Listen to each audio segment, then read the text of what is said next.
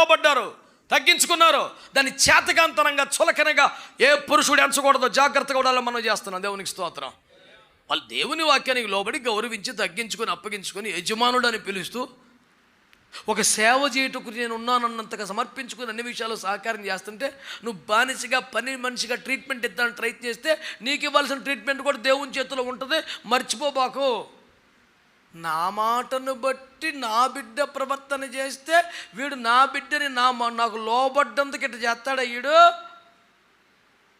కర్ర వంకర పొయ్యి తీరుతుందని సామెత. చెప్పండి. కర్ర వంకర పొయ్యి తీరుతుంది. ఇటుంచి అటుంచి ఎన్న తిన్నవుతుంది. పొయ్యిలో పెడితే తిన్నగా వచ్చేస్తుంది. కనుక ఈ మాత్రం చెట్టుగా నాకే తెలితే యేసుప్రభు వెళ్దాండి. కనుక మీరు జాగ్రత్తగా సహకారంగా ఉండాలని ప్రభు పేట మిమ్మల్ని నేను కోరుతా ఉన్నాను. దేవునికి స్తోత్రం కలుగునుగాక. హల్లెలూయా. తమ వినయ విధేయతలతో, తమ తగ్గింపుతో, తమ దీనత్వముతో ఎన్నో మేలులు పొందుకున్న వ్యక్తులు బైబిల్లో మనకు కనబడతారు. దేవునికి స్తోత్రం చెప్పండి. చెప్పాలి గట్టిగా. హల్లెలూయా, హల్లెలూయా. వాక్యములో రాయబడిన ఒక మాట మీ దృష్టికి తీసుకొస్తాను. చూడండి దేవుని బిడ్డలారా, దేవుని ఆశ్రయించిన పరిశుద్ధ స్త్రీలు అనండి. చదవండి ఆదికాండం 25వ అధ్యాయం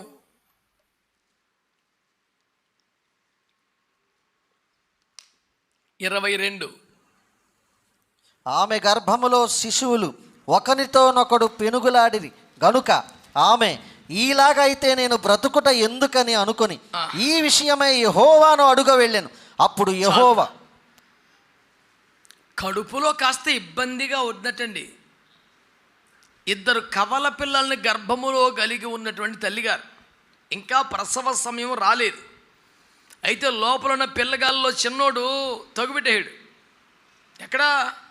గర్భంలోనే. గర్భంలో ఉండగానే అన్నయ్య దేవుడు నీకు మొదట ఛాన్స్ ఇచ్చాడేమో, కానీ నాకు మొదట వ్యక్తిగా ఉండమని ప్రేరేపణిస్తున్నాడు. Get back for this time, let me go first. దయచేసి వెనక్కిరా, నన్ను వెళ్ళని. నేను మొదటి వాడుగా ఉండకూడదు. పిచ్చేసా లేబాకు. దేవుడు నాకు ఇచ్చిన ఛాన్స్ వదులుకొని నేను వెనక్కి తగ్గి నేను పంపుతాను. నేను తెంగరుణ కనపడతాను అవా వెనకలా అన్నాడు. కోటేసుకున్నారు ఇద్దరు. ఆ పెనుగులాట తల్లికి ప్రాణసకటం అయిపోయింది. ఏమండి, ప్రాణం మీదకి వచ్చేసి బాబోయ్ చచ్చిపోతారేమన్న టెన్షన్ వచ్చేసి ఆమె ఏం చేసిందంట, పెద్ద మనిషినో ముసలమ్మనో నానమ్మనో అమ్మమ్మనో ఇంట్లో పెద్దవాళ్ళు ఎవరినో నాకేంటమ్మో కడుపులోగా అవుతుందని అడుగుతారు ఎవరన్నా. ఈ విషయం ఆమె యెహోవాని అడగ వెళ్ళాడు. గబగబా దేవుడి దగ్గర ఏంటి నాకు ఎలాగవుతుందని అడుగుతుందంట. ఈ మాట ఎందుకు చెబుతున్నానంటే, నేను దేవుని ఆశ్రయించిన పరిశుద్ధ స్త్రీలు అంటే దేవునితో తనకు ఎంత సన్నిహిత సంబంధం, ఎంత దగ్గరి బంధం, ఎంత చనువు ఉంటే ఒక అమ్మమ్మతో నాన్నమ్మతో చెప్పుకున్నట్లుగా వెళ్ళి చెప్పుకోవాలండి. మీరు ఆలోచించారా? ఆపదొత్తేనే ప్రార్థన చేసేవాడికి, కష్టం వస్తేనే మోకలేసేవాడికి ఇంత చనువు ఎలా ఉంటుందండి దేవునితో? అంత చనువు ఉండదు కదా. వాళ్ళకి చనువు ఎప్పుడు ఉంటుంది? రోజు మాట్లాడే వాళ్ళకి ఉంటుంది, ఆయన మనసు అర్థం చేసుకునే వాళ్ళకి ఉంటుంది, ఆయనతో సమయం గడిపే వాళ్ళకి ఉంటుంది, రోజు ఆయన ముఖదర్శనం చేసే వాళ్ళకి ఉండాలి. పొద్దున్నే ఆయన దగ్గరికి వెళ్ళి నాకు ఇది కావాలి నాకు అది కావాలి అడిగే వాళ్ళకి అంత ఉండకపోవచ్చు. కానీ ప్రభా ఇదిగో నీ దాసురాల్ని నీ దాసుని నీ పని కొరకు సమర్పించుకున్నాను, నన్ను ఏం చేయమంటావు ప్రభా అని అడిగే వాళ్ళకి ఉంటుంది. దేవుడికి పని చెప్పేవాడి కంటే దేవుడిని అడిగి పని చేసేవాడికి ఎక్కువ ఉంటుంది. మరి సహజంగా ఉంటుంది. అందులో పెద్ద మర్మం ఏముంది? చాలామందికి గొప్ప గొప్ప దైవజనులతో సహా పెద్ద పెద్దలు చెప్తుంటే విన్నాను నేను. దేవుడు ఏం చేయాలో చెప్తారు కాబట్టి నన్ను ఏం చేయమంటావు అని అని ఉండరు. ప్రభుని వాడితో మాట్లాడు, వాడి దగ్గరికి వెళ్ళి ప్రభు ఈరోజు దర్శించి ప్రభు నువ్వు ఆ కార్యం చక్కబెట్టి ప్రభు ప్రాకారాలు పడు నువ్వు ముందెళ్ళి ప్రభు అన్నీ యేసు ప్రభు ఏమేం చేయాలో డ్యూటీ ఎత్తాడు పొద్దున్నేసాడు. అంతేగాని మోకాలేసి కాసే స్తోత్రాలు చెప్పి ఆరాధన చేసి దేవుని ఆత్మ ఆవహించిన తర్వాత అభిషేకం పొందిన తర్వాత సన్నిధిని అనుభవించిన తర్వాత ప్రభు ఇదిగో నీ సేవకు సమర్పించుకున్నా ఈ రోజు నన్ను ఏం చేయమంటావు, నన్ను ఎక్కడికి వెళ్ళమంటావు? వీడి ప్రోగ్రాం వీడు రాసేసుకున్నాడు. యేసు ప్రభు ఏం చేయాలో కూడా ఇదే చెప్తాడు. మళ్ళీని మరి ఆ రకం ఓడుకుండే దానికన్నా ఇదిగో నీ దాసుడు ఆలకించున్నాడు సెలవిమ్ము అనేవాడికి తేడా ఉండదా?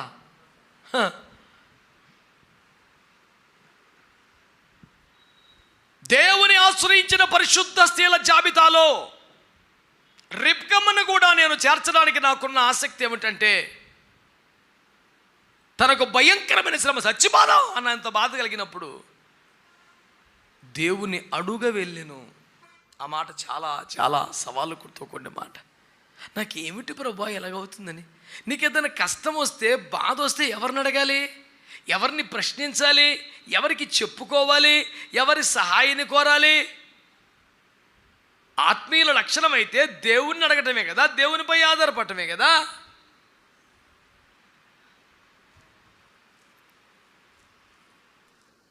కనుక ఈ మాట మీరు అర్థం చేసుకోండి. ఈ ఒక్క మాటను బట్టే కాదు, రిబ్కా కూడా శారమ్మ లాగానే, శారమ్మను ఎరుగకపోయినా, శారమ్మను చూడకపోయినా, శారమ్మ యొక్క వినయ విధేయతలు ఇంట్లో ఉండి కోడలుగా నేర్చుకునేంత అదృష్టం అవకాశం దక్కకపోయినా, శారమ్మ వెళ్ళిపోయిన తర్వాత వచ్చిన బిడ్డ అయినా కదండి. రిబ్కా వచ్చేపాటికి శారమ్మ లేదు కదా. అయినా సరే దేవుని కృపలో దైవిక లక్షణాలు ఉన్నాయి. సొంతంగానే ఉన్నాయో, ఎలియాజరు చెప్తే వచ్చినాయో నాకు తెలియదు, కానీ ఒంటి మీద దర్జాగా మహారాణిలో కూర్చోబెట్టి తీసుకొస్తున్నాడు, పల్లక మీద తెచ్చినట్టుగా. పొలంలోకి వచ్చేప్పటికి అక్కడ ఆయన ప్రార్థన చేసుకుంటున్నాడు. ఎవరో ఆ మనుషుడు ఎవరు అన్నట్లుగా చూస్తూ ఉంది రిబ్కమ్మ. వెంటనే నా యజమాని కుమారుడు, నీ యజమాని టక్కన ఒంటి దిగేసి ముసుగేసుకుందంట. ఆ మర్యాద, ఆ వినయం, ఆ విధేయత మార్కులు కొట్టించింది దేవుడి దగ్గర. దేవునికి స్తోత్రం కలుగునుగాక. మన చిన్నపిల్లలకు కూడా మనం ప్రేజలు చెప్పాలంటే మనం మనం మనం తల్లకిందులు తపస్సు చేయవలసిన పరిస్థితి. ఐగారు ప్రేజలాడు చెప్తాడయ్యే రోజునే ఏకపాత్ర అభినయం ఎన్ని చేస్తారో వాడి బట్టికి చెప్పండి, నేను చెప్పనన్నాడు. అంత ఈజీ ముచ్చటేం కాదు కదా. ఇంకా ఈ కుటుంబంలోకి రాలేదు, ఇలాగొక రాలేదు. రే బుర్ర పని చేస్తున్నారు ఒక్కొక్కడికే. కొత్త అయిపోతుందంటే ఇంకానే.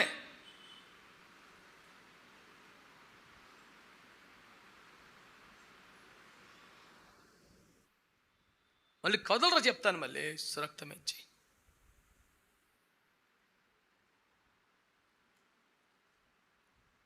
సండే స్కూల్ నేనే తీసుకుంటాను మొత్తం సెట్ అయిపోతా కొడుకు. అది ఎవరో పిల్లలతో ఆగలేకపోయి ఇతడే కరెక్ట్ ఏమేనంట. నేను 4 ఆరాధనలు చేస్తున్నాను, ఆదివారం సండే స్కూల్ తీసుకున్నా. ఎంత ప్యాన్ విసిగిపోతే మట్టుకి నా మీద పడిపోతే. దేవునికి స్తోత్రం.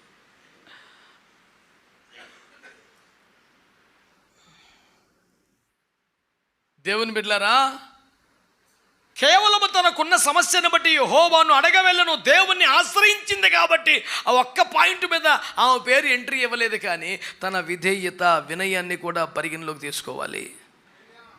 ఆ చిన్నది మిక్కిలి చక్కనిది అనేది శరీర సంబంధమైన వర్ణనగా మీరు భావిస్తున్నారా? బైబిల్లోని ఆత్మీయ విషయాలే కదా. దేవుని దృష్టికి సౌందర్యవతిగా, దేవుని దృష్టికి కృప పొందినదిగా, తన్ను తాను వినయముతో అలంకరించుకున్న వ్యక్తి వలె కనబడిన భక్తులు ఉన్నారు. శారమ్మ గారు ఆ కోవలో మొదటి వారుగా ఉంటారు. రిబ్కమ్మ ఆ లైన్లో చేరిపోయింది. పెద్దగా ఆధ్యాత్మిక అనుభవం లేని మరొక వ్యక్తి కూడా ఆ శ్రేష్టతను సంపాదించేసింది. సమూయేలు మొదటి గ్రంథం 25వ అధ్యాయం, సమూయేలు మొదటి గ్రంథం 25వ అధ్యాయం మొదట 23 చదవాలి, ఆ వెంటనే 32 చదవాలి.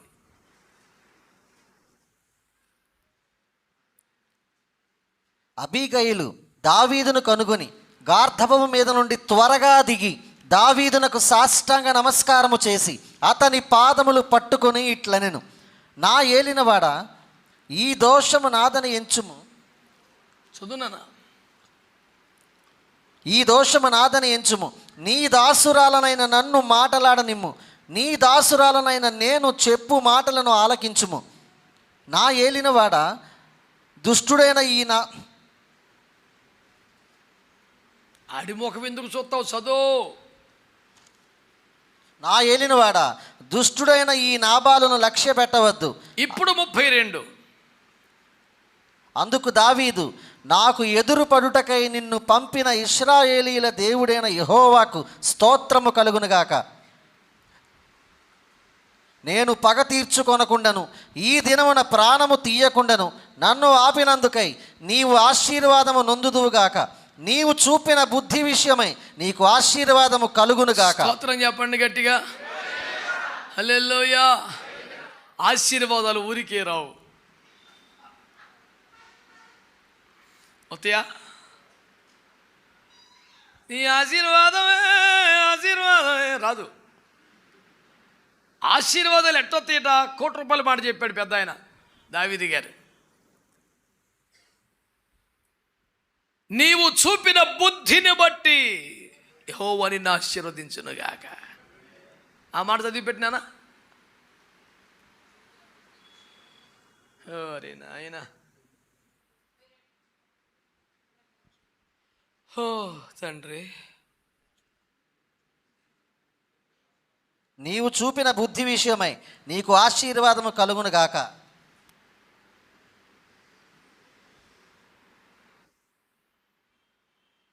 ఇంకో ముక్క కూడా ఉందిరా అక్కడ.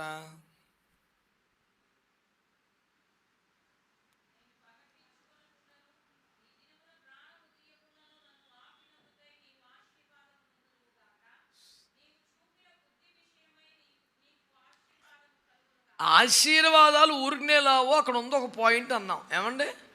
ఆశీర్వాదము నొందుదువుగా. కానీ ఎన్నిసార్లు అన్నాడు? 2 పాయింట్లు. ఒకటి, ఈ దినము పగ తీర్చుకొనకుండా ఆపినందుకు నువ్వు ఆశీర్వాదం పొందుతావు.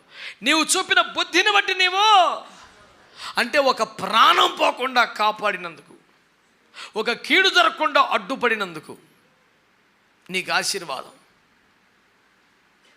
ఈ విషయమై నువ్వు శక్తియుక్తులు వాడలేదు, తెలివితేటలు వాడలేదు, వినయ విధేయతలు వాడావు. అందుకు నీకు ఆశీర్వాదం. తన భర్త మొరటగా ప్రవర్తించాడు, కృతజ్ఞత లేనివాడిగా ప్రవర్తించాడు, లెక్క లేకుండా తిరుగుబాటు ధోరణితో ఏమండి అవమానకర రీతిలో మాట్లాడాడు. దావీదు అత్యాగ్రహుడై తన బెట్టాలను వేసుకొని కత్తులు వేసుకొని, అరే ఆ ఇంట్లో ఒక మొగ్గ పిల్లోడైనా బతికుంటే నా పేరు దావీదు కాదురా, పదండ్రని కత్తులు వేసుకొని టీము వేసుకొని బయలుదేరిపోయాడు. ఎంత పని వాళ్ళు కానీ, దాసదాసీలు కానీ, కొడుకులు కానీ, ఎవడ కానీ మొగ పురుగు కనపడితే చంపేద్దాం వాళ్ళు పదండ్ర అని చెప్పి కత్తులు వేసుకు బయలుదేరిపోయాడు. ఆడంత మాట మాట్లాడతాడు రాడు. అరణ్యములో ఎంతోమంది ప్రమాదకరమైన దొంగలు వచ్చినప్పుడు, క్రూరమైన తోడలు వచ్చినప్పుడు మనం కదరా కాపాడిందాన్ని. మనం ఒక అప్లికేషన్ పెడితే, రిక్వెస్ట్ పెడితే అంత అడ్డుకోలుగా మాట్లాడతాడు. కృతజ్ఞత ఉందాడికి. ఆ మొత్తం లేపెత్తాను పదనని కత్తులేసి బయలుదేరిపోయాడు. భర్త మొరటితన భూమి మీద అందరికన్నా ఎక్కువ ఎవరికి తెలుస్తుంది? వీడిలాగానే ఉంటాడు దుర్మార్గుడు. ఎంక్వైరీ చేసింది, నిజమేనమ్మా అయ్యగారు అలాగే అన్నారని చెప్పారు. వీడు చెప్తే వీళ్ళు ఇంకే రకం కాదు, ఇక గాడిద పెట్టుకొని తయారయ్యి మంచి మంచి భోజన పదార్థాలు, వంటలన్నీ వండుకొని సరుకులను ఎక్కించుకొని బయలుదేరిపోయింది. బయలుదేరిపోయి ఈలోపే దావీదు కత్తులు కట్టేసి బయలుదేరిపోయాడు. ఎదురెళ్ళిపోయండి సాష్టాంగ పడిపోయి కాళ్ళు పట్టుకొని, నా ఏలనవాడా దావీదు, నా ఏలనవాడా దావీదు అంటూ నీ దాసురాల్ని, నీ దాసురాల్ని, నీ దాసురాల్ని 10 సార్లు మాట్లాడుతుంది. మా ఆయన చేసింది పొరపాటే, కొంచెం మోటాడయ్యా, మర్యాద తెలియదేదా గబుక్కును మాట్లాడేసాడు. తప్పు నాదనించయ్యా, నా ముఖం చూడయ్యా, క్షమించయ్యా. ఇదిగో నీకును నీ పని వారికి ద్రాక్ష పండ్లు తెచ్చాను, ద్రాక్ష రసం తెచ్చాను, రొట్టెలు తెచ్చాను, కూరలు తెచ్చాను. అయ్యా మీకు కృతజ్ఞత కలిగి ఆతిథ్యం ఇవ్వడం మా బాధ్యత అని మోటాడు తప్పే నేను ఒప్పుకుంటున్నాను కదా, నా ముఖం చూడు, క్షమించు బాబు, ఈ అర్పణ అంగీకరించి బాబు అని కాళ్ళ మీద పడిపోయి నీ దాసురాల్ని, నా ఏలిన వాడు, నా దాసురాల్ని గోల పెట్టేసింది. దావీదు చల్లబడిపోయి అంటాడు. ఎందుకని? రాజు క్రోధము మరణదూత, ఇంక తిరుగుండదు ఇంకా. వెంటనే దావీదు కూలిపోయి అంటాడు, ఈ దినం ఒక ప్రాణము తీయకుండా అడ్డుపడినందుకు యెహోవాని ఆశీర్వదించునుగాక. నీవు చూపిన బుద్ధిని బట్టి యెహోవాని ఆశీర్వదించునుగాక. ఏంటా బుద్ధి? వినయం. ఏమిటా బుద్ధి? విధేయత.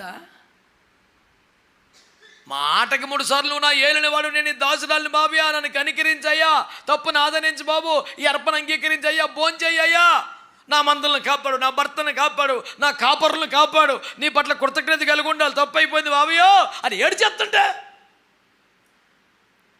ఈ దినం ఒక ప్రాణము తీయకుండా నాకు అడ్డుపడినందున యెహోవా నిన్ను ఆశీర్వదించునుగాక. ప్రజల మీదకి దేవుని ఉగ్రత రాకుండా, రాజు కోపం రాకుండా, వారి పాపాన్ని బట్టి, శిక్షను బట్టి దేవుని క్రోధము కుమ్మరించబడకుండా అడ్డుపడగలిగిన విజ్ఞాపన వీరుడు ఎప్పటికైనా ఆశీర్వదించబడతాడు. దేవునికి స్తోత్రం కలుగుగా. వాళ్ళ పాపాన్ని బట్టి, పొరపాటును బట్టి, దేవునికి ఇష్టమైన పనులు బట్టి నిజానికి వారి మీదకి దేవుని కోపము వచ్చే పరిస్థితి ఉంటే, నువ్వు నీ కన్నీళ్లతో, ప్రార్థనతో, విజ్ఞాపనతో అడ్డుపడే విధానంగా నీ దగ్గర ఉంటే, దాన్ని బట్టి ఆ విజ్ఞాపన పరిచర్ని బట్టి నువ్వు ఆశీర్వదించబడతావు. ఆమేన్. నువ్వు చూపిన బుద్ధి ఏం బుద్ధి? అది వినయ విధేయతలో తగ్గింపు. దేవుని ఆశ్రయించిన శారమ్మ గర్భమును ధరించుకుంటూ బలం పొందింది దేవుని ఆశ్రయించి. దేవుని ఆశ్రయించినటువంటి రిబ్కమ్మ తన సందేహ నివృత్తి గావించి వాగ్దానాన్ని పొందుకుంది. దేవుని ఆశ్రయించిన అబిగయీలు దావీదు యొక్క కరుణను పొంది తదుపరి ఉన్నతమైన స్థితిలో జీవితాన్ని కొనసాగించగలిగింది. ఈ రోజున దేవుని ఆశ్రయించినటువంటి వ్యక్తులు ఎట్లుండాలి అంటే వినయము, విధేయత, లోబడి ఉండాలి అనే స్వభావం కనబడుతుంది. కనుక దేవుని సంఘ కన్యక యొక్క అలంకారము వినయమే. శారీరకంగా స్త్రీమూర్తుల సౌందర్యం కూడా, అలంకారము కూడా వినయమే. కనుక స్వాభావికంగా స్త్రీలుగా మీరు వినయముతో, లోబడి ఉండటంతో మిమ్మల్ని మీరు అలంకరించుకోవాలి. సంఘమన్య కన్యకగా మనందరము కూడా వినయ విధేయతలతో దేవుని ఎదుట దేవుని అంగీకార యోగ్యమైన అలంకారమును కలిగి ఉండాలి. దేవుని ఆశ్రయించిన పరిశుద్ధ స్త్రీలు తమకు దిక్కు లేక, మరొక ఆధారం లేక దేవుణ్ణి ఆశ్రయించినటువంటి పాయింటే కాదు, స్వాభావికంగా తాము లోబడి ఉండుట చేత, వినయమూర్తులగుట చేత దేవుని కృపకు పాత్రులయ్యారు. కనుక దేవుని ఆశ్రయించారా? మీరు డబ్బును ఆశ్రయించారా? ఏం చెప్పట్లేదు. దేవుని ఆశ్రయించేవారైతే మనకి ఏ లక్షణం ఉండాలండి? దేవుని ఆశ్రయించిన వాళ్ళందరూ గర్వముగా ఉండవలేను, వినయ విధేయతలతో ఉండాలి. వినయముతో మనల్ని మనం అలంకరించుకోవాలి. ఈ కృప నిశ్చయముగా దేవుడు మనందరికీ దయచేయను గాక. ప్రార్థన చేసుకుందాం.